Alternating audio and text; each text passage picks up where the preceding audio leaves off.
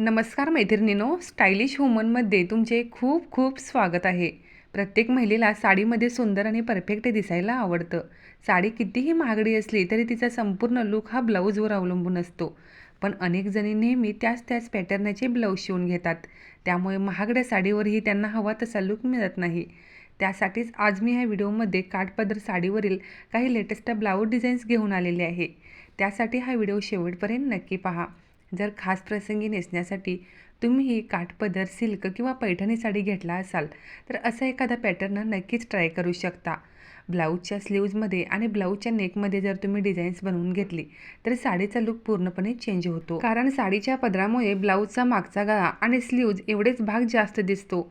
म्हणून ब्लाऊजच्या मागच्या गळ्याला किंवा स्लीव्जमध्ये तुम्ही डिझाईन बनवून घेऊ शकता.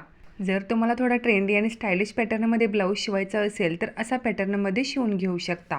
साडीच्या काठाचा वापर करून तुम्ही मागचा गळा छान डिझाईन बनवून घेऊ शकता. ब्लाऊजच्या मागच्या गळ्याला साडीचा काठ किंवा लेस लावल्यामुळे ब्लाऊज खूपच आकर्षक दिसतात.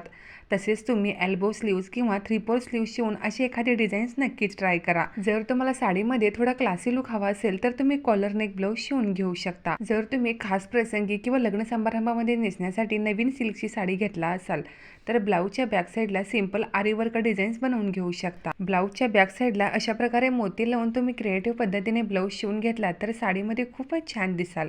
जर तुम्हाला सुद्धा हे ब्लाऊज डिझाईन्स आवडले असतील तर व्हिडिओला एक लाईक जरूर करा.